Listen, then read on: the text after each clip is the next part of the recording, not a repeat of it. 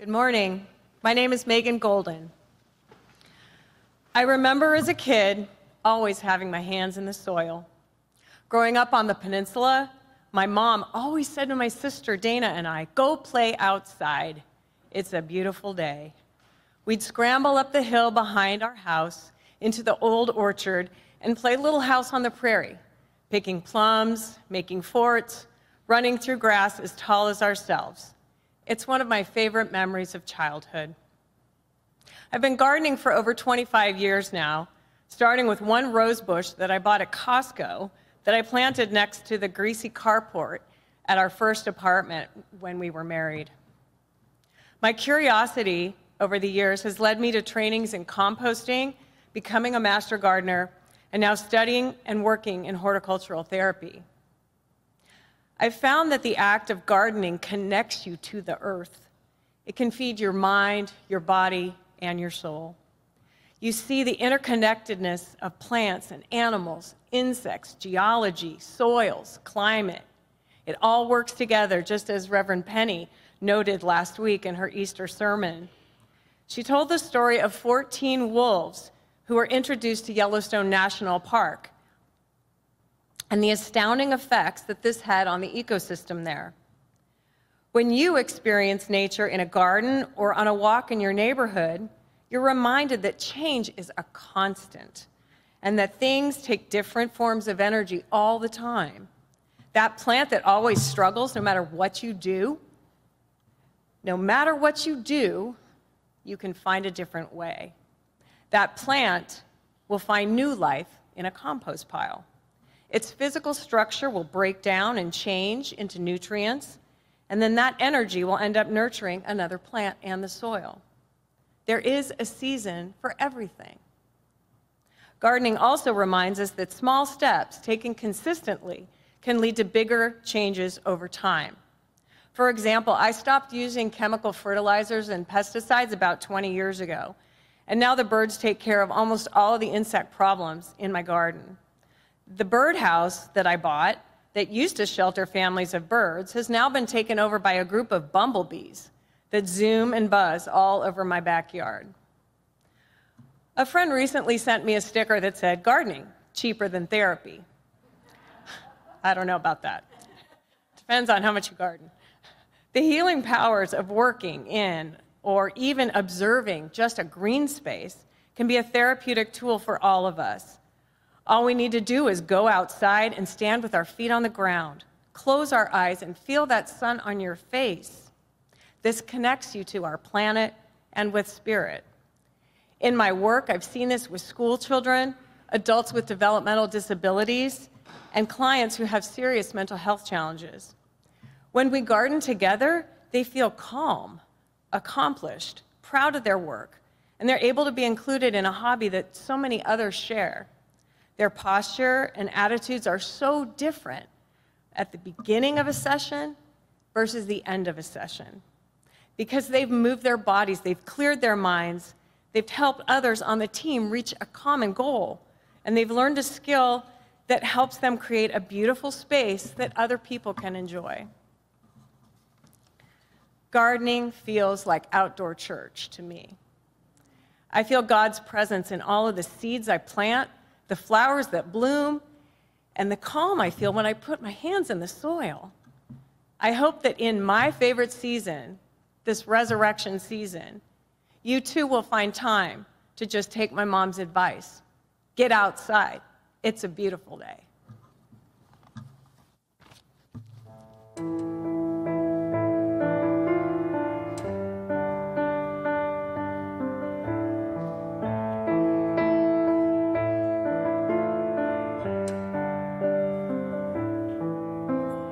I am one with heart of creation. I am one with the heart of love. I am one with the heart of the Spirit. I am one with God. Good morning. My name is Phil Lind, retired teacher, retired principal. I've always enjoyed reading and telling stories to children, and the Lorax by Dr. Seuss is one of my favorites. It's about environmental destruction, but it's also about resurrection and hope. Last week, Penny and Jorge distributed resurrection flower seeds, and in the Lorax, we learn about resurrection forest seeds. The Lorax, an elf-like creature, is a protector of the environment. Another character in the story, the Onceler, not so much. And a child wanders into the area where the Onceler lives, and he notices the desolation and the destruction to the environment. And he asks the Onceler, what happened to this place, and why is it so desolate? And the Onceler tells him a story.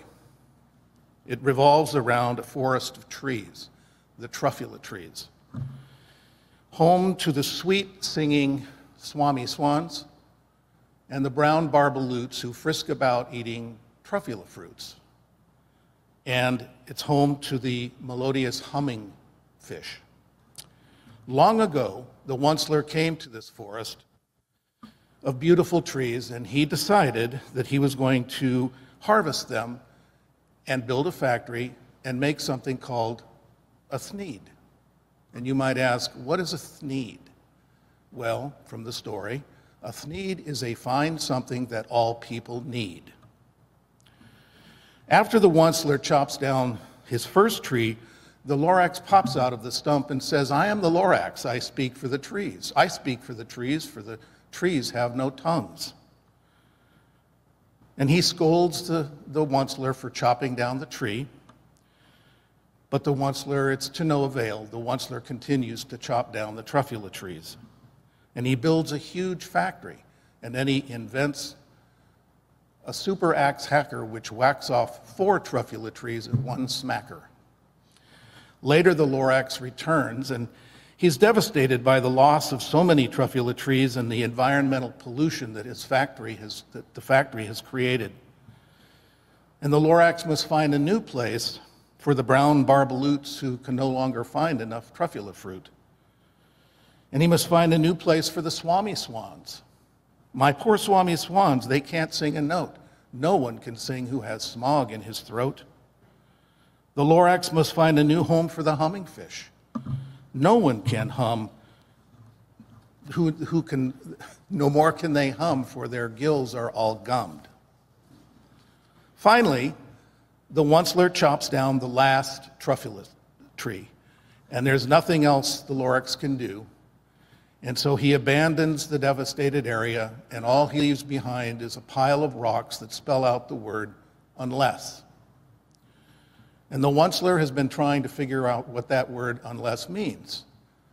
But now he's telling the story to this child, and it comes to him, unless someone like you cares a whole awful lot, nothing is going to get better. It's not. And he gives the child a truffula seed. And says, truffula seeds, trees are what everyone needs. Plant a new truffula, protect it from axes that hack, and then the Lorax and all of his friends might come back. Each of us can offer solutions to these most daunting problems. We can install solar panels to produce electricity, replace appliances with energy-efficient equipment, replace gas-guzzling cars with electric or hybrid vehicles. We must protect the earth so that the earth can protect us. Unless people like us care a whole awful lot, nothing is going to get better. It's not. Thank you. I am one with heart of creation. I am one with the heart of love. I am one with the heart of the Spirit. I am one with God. My name is Betty Till, and I'd like to take a moment to do a brief land acknowledgement before I begin. In recognition of the native peoples of the land where this church stands, we offer grateful appreciation for the opportunity to live and work on this land. We recognize and acknowledge the historical wrongs endured by Native Americans, and we celebrate the culture and the perseverance of these indigenous people and their strong identity. These indigenous people still carry the needed keys of their ancient wisdom of living in harmony, sustainably, and in abundance with Pachamama, Mother Earth. As Penny mentioned, and as has been said so many times in this church, in social justice and spiritual discussions, we've heard the message that violence happens when we are disconnected from each other. As I reflected on the violence that is occurring in nature with deforestation, fires and the parching of the earth, lack of clean drinking water and air pollution, I am reminded of how disconnected we as a species have become from our Mother Earth, as well as how we are all connected. Indigenous people have always known that everything is connected. Everything is alive. Everything has energy. Plants, stones, trees, water, and even inanimate objects. They have taught us about the healing properties of living closer to the land. In my own experience, I know that when I feel irritated or out of sorts, my sense of church and my healing comes from being in nature. When I walk the paths in my neighborhood, or find a trail in the open space, or sit in my backyard or a local park, it is there that I get reconnected to spirit. It's important to me to live in harmony with the earth, and when I'm in harmony with the earth, I am more in harmony with my community. Experiencing nature and listening to the wisdom of nature is a spiritual practice for me. My practice involves getting in touch with the cycles of the seasons, doing a walk of awareness, honoring the four elements of fire, earth, water, and air. Not only do I experience these elements around me, but I recognize that they are organic and they're within me. Just as wherever spirit is, I am. Wherever I am on this earth, spirit is with me. I start my prayers every morning with this statement: I give thanks that I have risen today and the rising of life all around me. It feels different when I say that lying in bed, and when I get up and get outside and go stand under an oak tree, take my slippers off, and say it again: I give thanks that I have risen today and the rising of life all around me. I look to the morning sunrise, the power of the sun igniting the fire within me. As I put my feet on the earth and sense the soil that hosts the seeds and gives forth life to all the plants and creatures on this planet. As I take a sip of water or wash my hands or wash my face, I envision rain, and I am grateful for the cycle of rain falling to the ground, collecting in streams, emptying into lakes and rivers, flowing to the ocean, evaporating again to bring us rain, and the cycle continues. As I feel the air, I imagine it as the breath of spirit kissing my face. I notice my nostrils flaring as I detect the subtle fragrance of jasmine from my neighbor's yard. So as I start my day, I offer gratitude and appreciation to Mother Nature for connecting me to her. And while technology can keep us connected to each other, being disconnected from nature can make us feel disconnected from ourselves. Humans need the wisdom and rhythms of Mother Nature.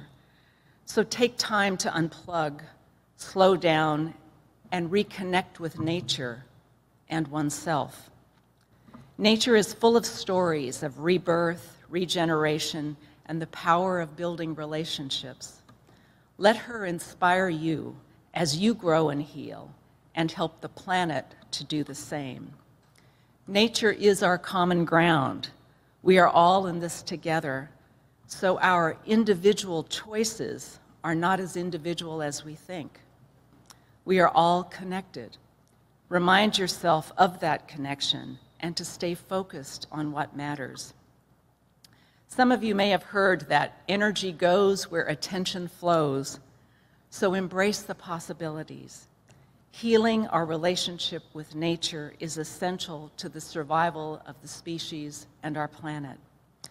So I invite you to make nature a temple and enhance your spiritual practice by reconnecting to her and receiving her gifts.